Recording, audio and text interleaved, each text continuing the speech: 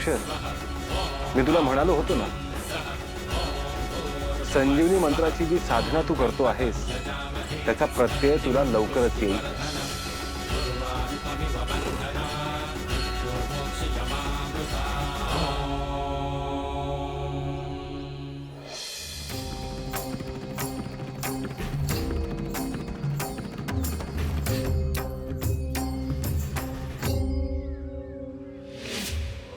निरंजन अलख निरंजन अलख निरंजन हो अलख निरंजन अलख निरंजन अलख निरंजन हो अलख निरंजन अलख निरंजन अलख निरंजन हो अलख निरंजन अलख निरंजन अलख निरंजन हो अलख निरंजन.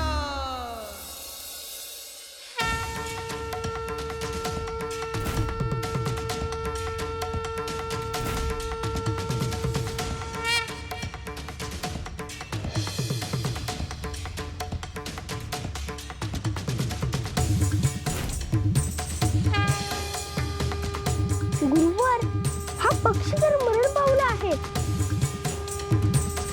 आता संजीवनी मंत्र म्हणून ह्याला जिवंत कर. पाहूयात मंत्र तुला सिद्ध झाला आहे का.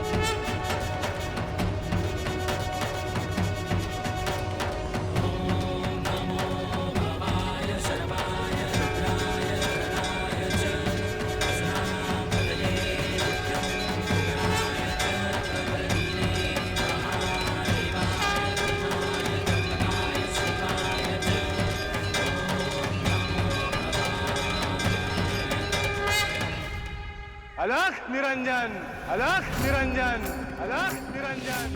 अलख निरंजन, अलख निरंजन, अलख निरंजन हो अलख निरंजन अलख निरंजन अलख निरंजन हो अलख निरंजन अलख निरंजन अलख निरंजन हो अलख निरंजन. गोरक्ष, संजीवनी मंत्र तुला सिद्ध झाला आहे. आता ह्यानंतर कुठल्याही मृत जीवात किंवा पदार्थात तू प्राण आणू शकतोस.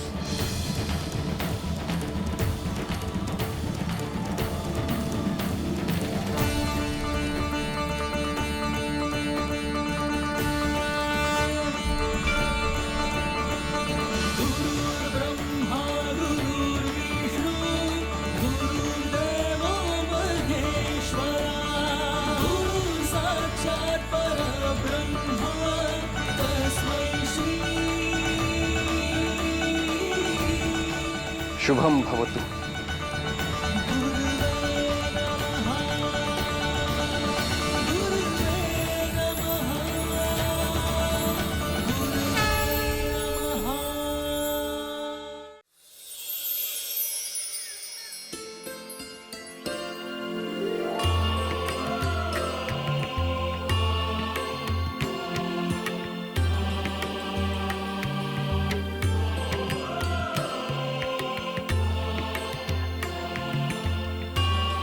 अरे कोण रे तू? कुठून आलायस तू?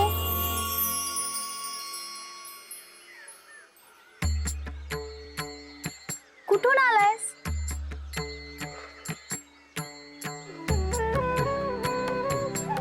तुला मला काही सांगायचंय का? तुला काही खायला हवंय का? बरं, हे घे दाणे.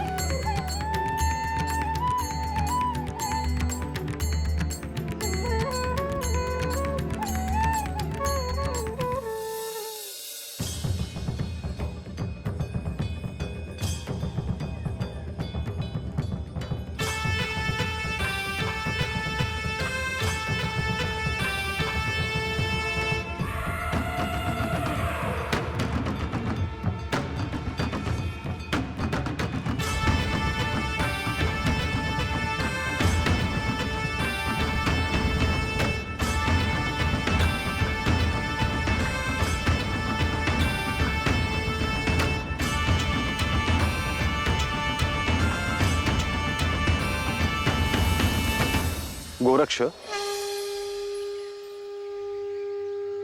मृत झालेला पक्षी संजीवनी मंत्राने तू जिवंत केलास. याचा अर्थ ज्या संजीवनी मंत्राची दीक्षा तुला दिली आहे तो सिद्ध झाला आहे.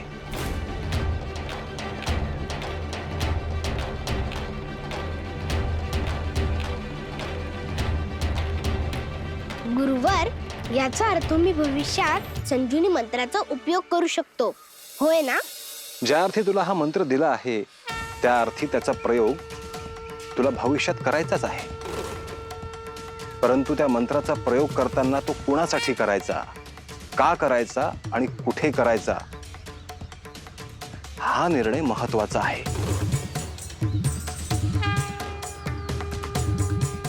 तुमची अनुमती असल्याशिवाय मी या मंत्राचा उपयोग करणार नाही. मी सोबत असेन आणि ह्या मंत्राचा उपयोग करण्याची वेळ आली तर मी सांगेनच.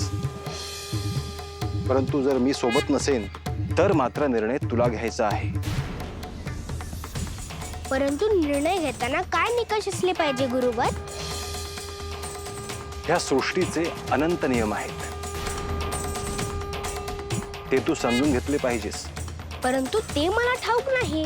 ते गुप्त रहस्य मी तुला आज सांगेन. आपण निघूयात.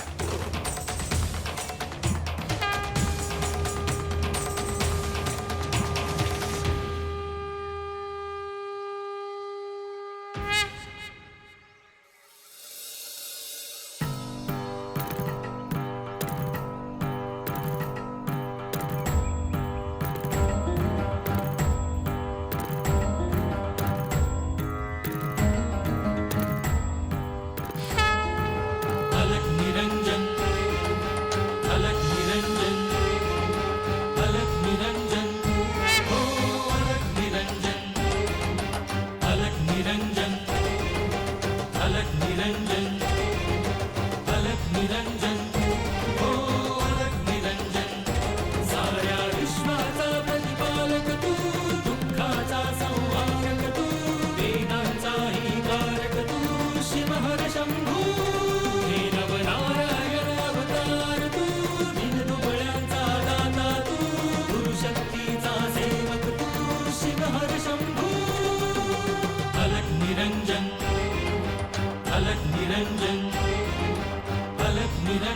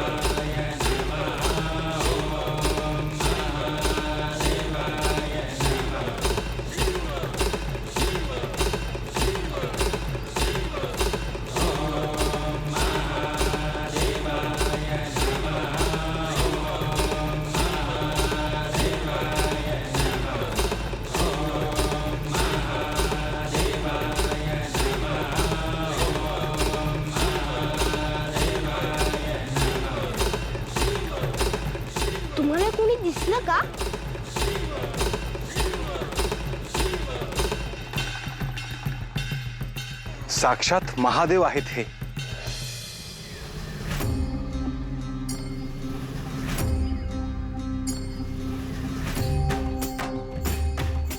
त्यांचं लक्ष आहे आपल्यावर.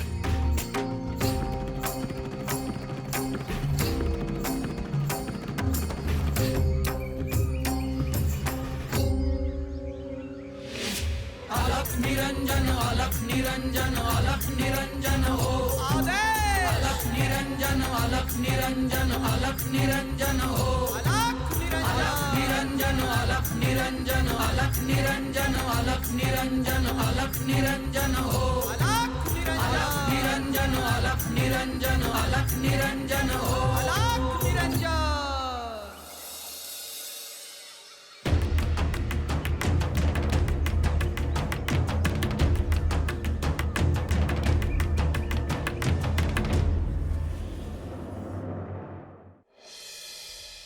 कनकगिरी गाव सोडून मच्छिंद्र आणि गोरक्ष पुढे निघाले. नाथ परंपरेत प्रथम नाथ मच्छिंद्रनाथ झाले आणि दुसरे नाथ म्हणून गोरक्षनाथांचा नाथ परंपरेत प्रवेश झाला. गुरु शिष्याचे नाते दृढ होत असताना तिसऱ्या नाथांची चाहूल सृष्टीला आहे, परंतु सभोवताली असलेल्या मनुष्याला त्याची कल्पना नाही.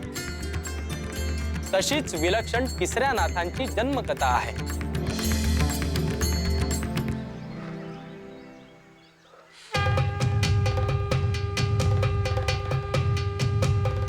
तुला संजीवनी मंत्राची दीक्षा देण्यामागे काय प्रयोजन आहे हे श्री महादेव आणि श्री दत्त महाराज यांनाच ठाऊक आहे. येणाऱ्या काळात त्याचे उत्तर दडले आहे.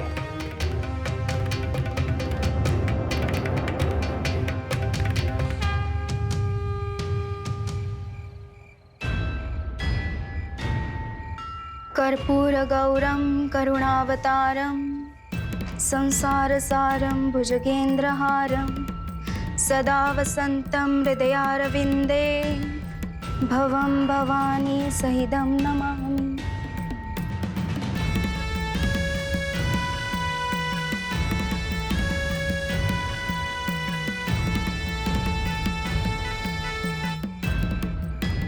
हे महादेवा, हे परमदयाळा, तुझ्या समोर बसले तरी सर्व दुःखांचा विसर होतो मला. कितीही संकट आली, कोणी कितीही दूषणं दिली, कितीही निंदा केली, तरी सर्व ती तुझ्या पायाशी वाहून त्यांना आजवर क्षमा करत आले आहे. तुझी कृपादृष्टी माझ्यावर आहे अशी माझी श्रद्धा आहे आणि त्याचा प्रत्यय मला नेहमी येतो. हे परमेश्वरा, माझी एकच प्रार्थना आहे, माझा धीर सुटू देऊ नको. मला इतके बळ दे की जे समोर येईल त्याला मी तोंड देऊ शकेन.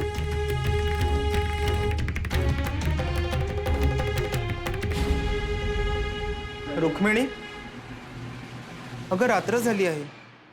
दिवसभर काम करून दमली असशील. सगळ्यांची निजानीज झाली की एवढाच वेळ मिळतो मला.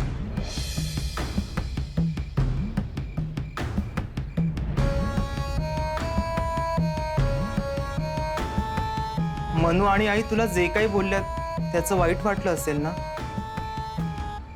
अहो, तुम्ही नका त्याचा विचार करू. रुक्मिणी, तू एवढी महादेवाची भक्ती करतेस, कधी कधी वाटतं ते तुझ्याकडे का पाहत नाही? अहो, असं कसं म्हणता? महादेव आहेत म्हणून आपण आहोत. प्रार्थनेतला प्रत्येक शब्द, मनातली प्रत्येक भावना त्यांच्यापर्यंत पोहोचते. थोडा वेळ पूजा करते आणि मग येते.